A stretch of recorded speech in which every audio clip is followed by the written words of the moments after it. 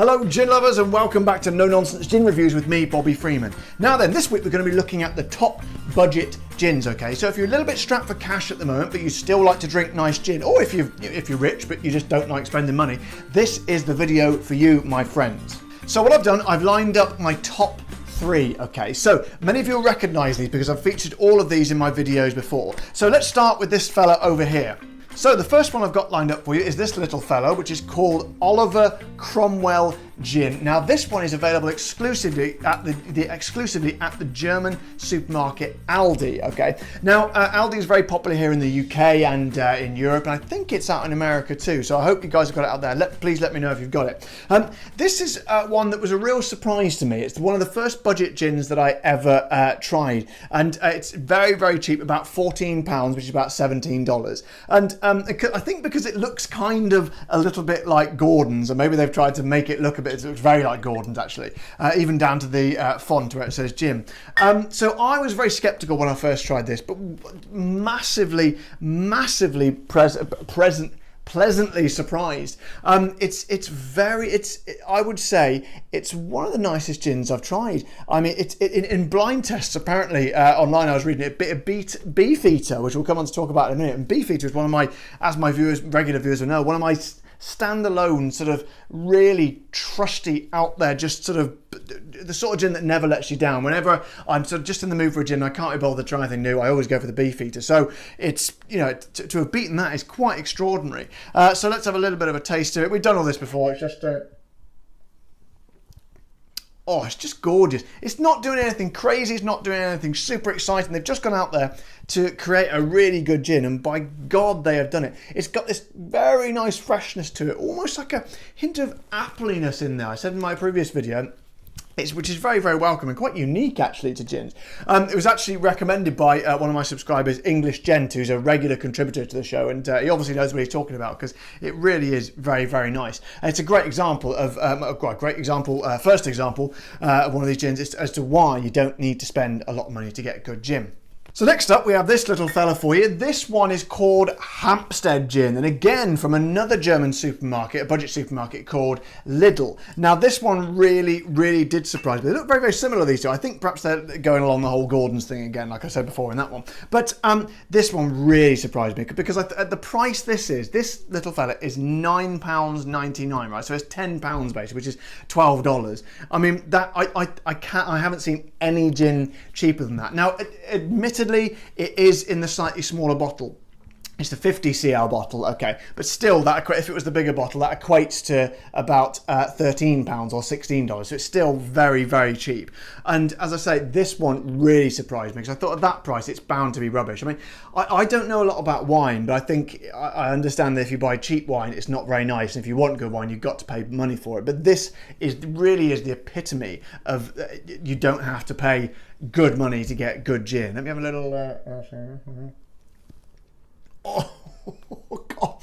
It's not only good; it's actually genuinely brilliant. I'd expect it to, you know, I wouldn't be surprised. I wouldn't be annoyed if that, or surprised if that was costing about 25 quid or £30, or like whatever that is, £30, $37. I wouldn't be surprised at all. It's just really, really good. In fact, I've been drinking that quite a lot recently. So, and that, as I say, probably the cheapest gin. If there are any other cheaper gins out there, please let me know. But as far as I'm aware, that is the cheapest. And oh God, definitely one of the best gins on the market. Now then, that brings me to the third one here. This is Beefeater. I know I spoke a little about this a minute ago. It really is my go-to gin. It's available everywhere, absolutely everywhere. It's been around for a long time, since like the 1800s. This company really know what they're doing. Their master distiller, Desmond Payne, or Big Des as I like to call him, that guy knows how to make a good gin. And they've got different variants of it as well. They have the Beefeater 24 over here, which is even nicer, but a little bit more expensive.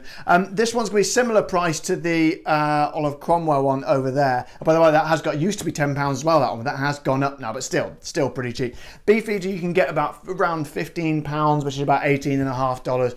Very, very good. And the surprising thing about this is kind of like one of the most well-known gins, and it's always up there amongst, you know, the premium gins. It's every bar pretty much you'll go to, you'll see a Beefeater, and certainly the supermarkets.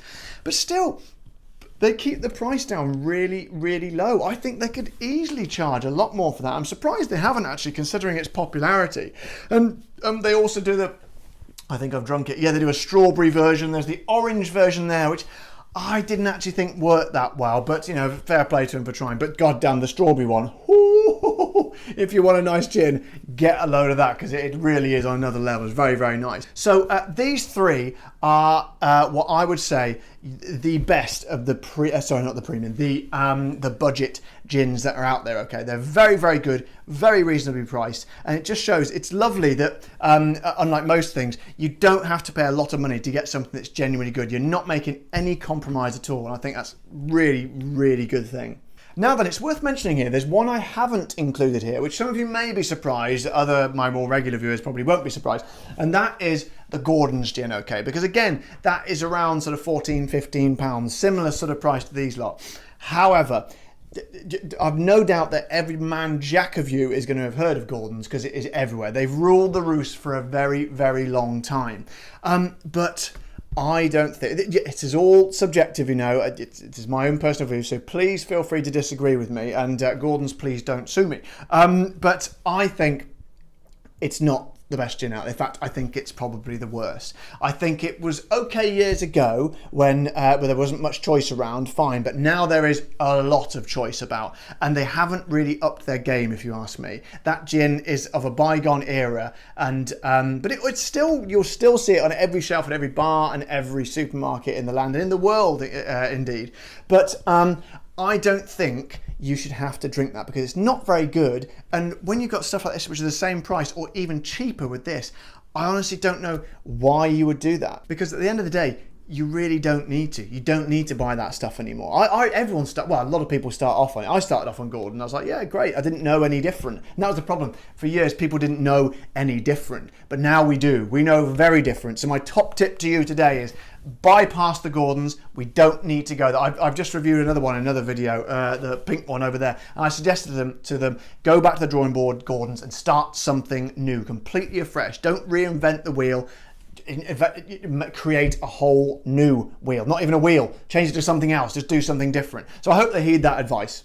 So guys, I hope you've enjoyed this video, and what I hope it goes to show is that, you know, the beauty of gin is, I keep saying this over and over again, you don't need to spend a lot to get some really good gin. It's got, I mean, a lot of these gins here are 25 to 30 pounds. And I always say don't spend over 30 pounds, that's $37. There's just no need really. You won't get anything better, you'll just get different. I mean, but some of them, like this one here, Star of Bombay, for example, that's between 37 and 40 pounds, which is about 40, it's almost $50, right? For a bottle of gin, for God's sake. And the worst thing about that is, it's not even very nice. It's not very nice. And some of them will be nice, yeah, but not that much nicer. You should never pay more than £30, $37 for a bottle of gin. And to be quite frank, if you're just a gin distillery and you're watching this, and you're charging like 40, 50 pounds, 60 pounds, and even more sometimes, to be quite frank, you should be ashamed of yourself. You should be ashamed of yourself, and I hope you go out of business. A little bit harsh, but I think it's worth saying. You're basically sort of mocking people. It's ridiculous. I saw one the other day. So there's one that's got made with ants. Okay, yeah, you heard that correctly. The ants. So but the weird thing is, they put a load of ants in, I don't know, in a jar or something. Then they distress them. I don't know how they do that. I don't know if it's some bloke jumping around the corner just going, "Rah!" making them jump or whatever. But just before they grind them up, they distress them somehow, because apparently these ants emit something, some sort of chemical or resin that apparently tastes very nice. And then they whack it in the gin and they make this gin, and it's called, I can't remember what it's called, but it's about £100. So what's that, like $120? It's ridiculous. So please, if you see any of these gins, don't buy them. Do not buy them, because you won't be getting anything better. You'll just be getting different. So guys, thanks very much for watching. I hope you've enjoyed it. I've certainly enjoyed making it, as I do all of them. If you like this video, please don't forget to subscribe and click my like button so you don't miss any more of my videos. And also don't forget to check out my new YouTube channel, Bald Man Talking, of which there is a link in the section below. So guys, this has been No Nonsense Gin Reviews. I have been Bobby Freeman, and I will see you all next time. Bye bye.